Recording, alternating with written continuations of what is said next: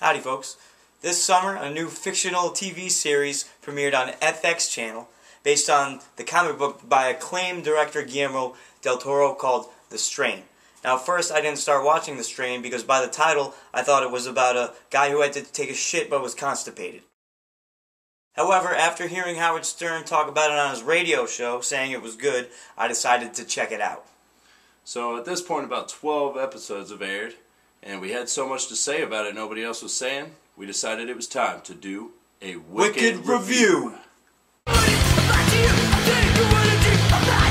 Spoiler alert, I'd like to bring you up to speed if you haven't been watching. It's set in New York City, modern day New York City, and it revolves around several main characters. The main character, his name is F, or Ephraim, and he's the head, or one of the heads of the CDC, Centers of Disease Control.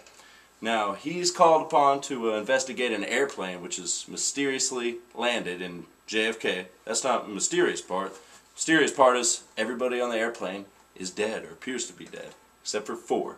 Working with Ephraim are his current girlfriend and hot Latin piece of ass, Nora, and Samwise Gamgee from the Lord of the Rings films, played by the actor simply known as Rudy. Fearing a biological outbreak, the 4 survivors are quarantined, while the other 100-plus bodies are sent to the morgue. The proverbial shit hits the fan as the corpses reanimate as zombie vampires. Now usually the movies I like to watch involve big, meaty, long organs going into people's mouths, but this series depicts just the opposite. Our protagonists are soon joined by Abraham Satrakian, who is not to be confused with Abraham Van Helsing from the Bram Stoker novel, or any other Abraham for that matter. They're soon also joined by New York City rat exterminator Vasily Fett, played by the Russian Kevin Spacey. Flash forward to episode 9, where minor characters Gus and Felix, the street criminals, are in a prisoner transport on their way to Rikers Island. Felix, who was bitten by a vampire in episode 8, is now starting to feel the effects. I never felt so sick in my whole life. And I've eaten at Arby's, Holmes. Soon after, Felix goes full-blown monster and kills 2 other people in the transport before Gus takes him out with the gun he pulls from the cop's belt. What are you doing?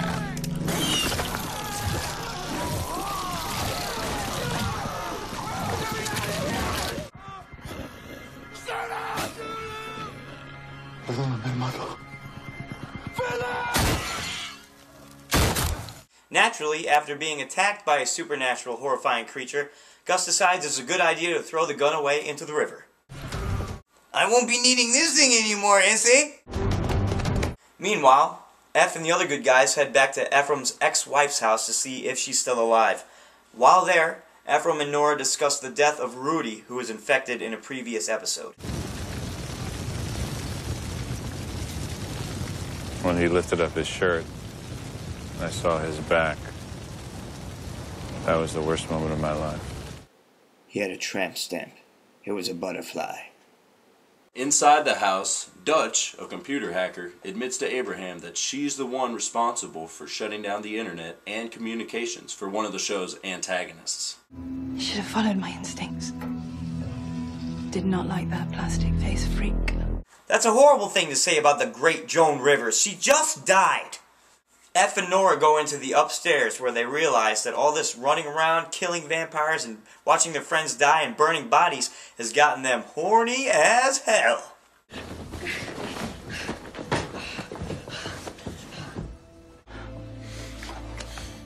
Whoa, whoa, whoa, stop the clock! Look at that ass!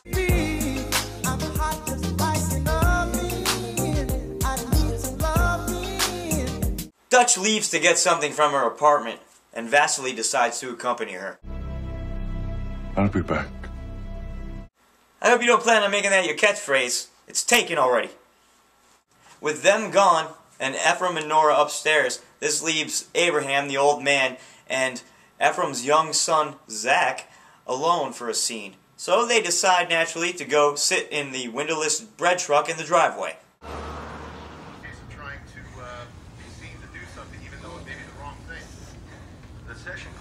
Come up here, son. I've got candy And puppies. The history of Abraham the Vampire Hunter and his rivalry with Eichhorst and the Master are told through a series of flashbacks throughout the series. Flashback to World War II era Poland, where a young Abraham, who is a Jew, is being held captive in a Nazi prison camp. At night, the master vampire sneaks into the barracks to prey on his slumbering victims. Now these prisoners must be worked pretty hard because not a single one of them wakes up despite all the crazy noise the Master makes soaring from bunk to bunk, puncturing throats of his victims loudly, and very audibly slurping on the blood of his victims. Abraham, who's been awake the whole time, is the only one who sees any of this and tries to kill the Master with a knife. The Master puts a stop to this by breaking Abraham's hands. Abraham screams from the pain. I don't see you. But he doesn't scream loud enough to wake up any of the nearby sleeping prisoners, because he knows they gotta wake up early the next day, and he's not rude. Now, if it was me, I would probably say, "Help, please, everybody wake up! The spawn of Satan is breaking my hands!"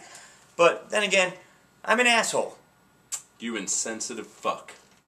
The next day, the prisoners manage to escape, thanks to an Allied attack on the Nazi camp. Later on, the Nazi camp leader, Eichhorst, arrives at a secret bunker in the woods which houses the Master's coffin. He takes some swigs off his flask, which is clearly made of metal, but shatters like glass when he throws it against the wall.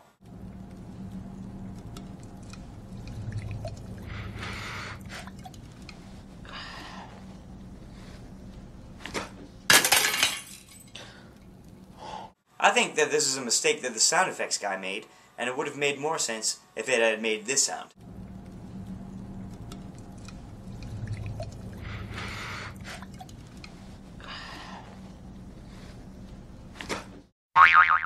Then is the big reveal of the season as the Master pulls back his hood to show his face to us for the first time.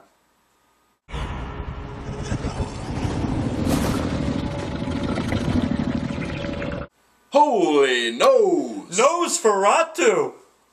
Then Eichhorst finally gets his wish from the Master to be immortalized as a vampire.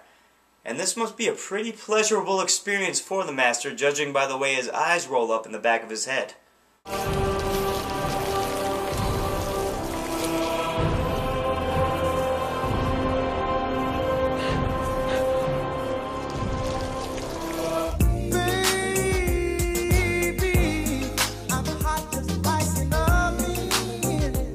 And that was episode 9. Check out our review of the next episodes, which we'll be posting soon.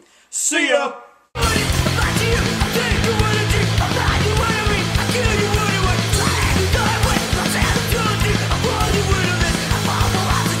I never felt so sick in my whole life. And I've eaten at Arby's, Holmes.